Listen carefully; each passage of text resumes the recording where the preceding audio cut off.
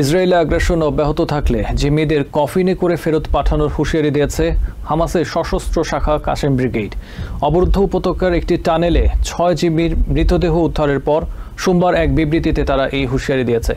এদিকে ইসরায়েলি বংশোদ্ভূত আমেরিকান তরুণ হার্শ গোল্ডবার্গ পলিনের শেষকৃত্যে তার বাবা জন পলিন বলেছেন, তার ছেলের প্রাণহানির বিনিময়ে শতাধিক জিম্মির মুক্তির আন্দোলন জোরালো হবে।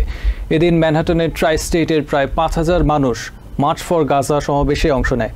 প্যালেস্টিনিয়ানদের ওপর ইসরায়েলি বর্বরতা ঠেকাতে দেশটিকে সব ধরনের সহায়তা বন্ধের আহ্বান জানান তারা।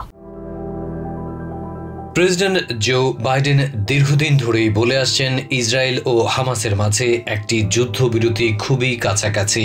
এ নিয়ে সিআইএ ডিরেক্টর, মোসাদ প্রধান, কাতার ও ইজিপ্টের প্রতিনিধিরা একযোগে কাজ করে যাচ্ছেন। কিন্তু বিশ্বের সবচেয়ে ক্ষমতাধর রাষ্ট্রটির প্রধান নির্বাহীর আশ্বাস প্রতিশ্রুতি সবকিছুই মিথ্যা প্রতিপন্ন করে গাজায় লাশের সারি যেমন বাড়ছে, তেমনি সীমাহীন দুর্ভোগে সেখানকার নারী শিশুসহ বাসিন্দারা।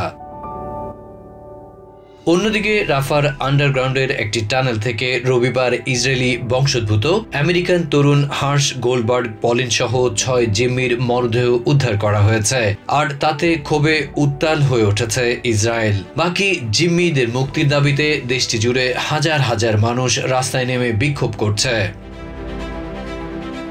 সোমবার শ্রমিক ইউনিয়নের ডাকা ধর্মঘটে প্রায় অচল হয়ে পড়ে ইসরায়েলের বেশ কিছু শহর।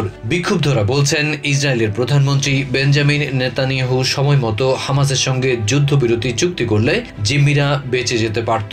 এর মাঝেই এদিন 23 বছর বয়সী পলিনের শেষকৃত্য অনুষ্ঠিত হয়েছে, যেখানে তার বাবা জন গোল্ডবার্গ পলিন বলেছেন, সামগ্রিক ব্যর্থতায় জিম্মিদের উদ্ধার করা যায়নি, তবে হার্শের মৃত্যু বাকি শতাধিক জিম্মির মুক্তির আন্দোলন জোরালো করবে বলে আশাবাদী তিনি। এদিকে এদিন ম্যানহাটনে ট্রাই স্টেটের প্রায় 5,000 মানুষ মার্চ ফর গাজা র্যালিতে অংশ নিয়েছেন। তারা প্যালেস্টিনিয়ানদের ওপর ইসরায়েলি বর্বরতা ঠেকাতে দেশটিতে সব ধরনের তহবিল বরাদ্দ বন্ধে বাইডেন প্রশাসনের প্রতি আহ্বান জানিয়েছেন। উইদিন আওয়ার লাইফ টাইম সংগঠনের ব্যানারে ইউনিয়ন স্কোয়ারে সমবেত সবার কণ্ঠে ছিল এক এবং অভিন্ন দাবি, আমেরিকার সহায়তায় গাজায় নৃশংসতা বন্ধ হোক। ওদিকে রাজনৈতিক বিশ্লেষকরা বলছেন, এটা এখন বেশ স্পষ্ট, জিম্মি সংকট অবসানে নেতানিয়াহুর সদিচ্ছার অভাব রয়েছে। অন্যদিকে ইসরায়েলি আগ্রাসন অব্যাহত থাকলে জিম্মিদের কফিনে করে ফেরত পাঠানো হবে বলে হুঁশিয়ারি দিয়েছে হামাসের সশস্ত্র শাখা কাসেম ব্রিগেড। অবরুদ্ধ উপত্যকার একটি টানেলে 6 জিম্মির মৃতদেহ উদ্ধারের পর সোমবার এক বিবৃতিতে ওই হুঁশিয়ারি দিয়েছে তারা, যেখানে যুদ্ধ বিরতি চুক্তিতে পৌঁছাতে ব্যর্থতায় ইসরায়েলের প্রধানমন্ত্রী বেঞ্জামিন নেতানিয়াহুকে দায়ী করা হয়। Adib Mohammad, TVN 24 news desk.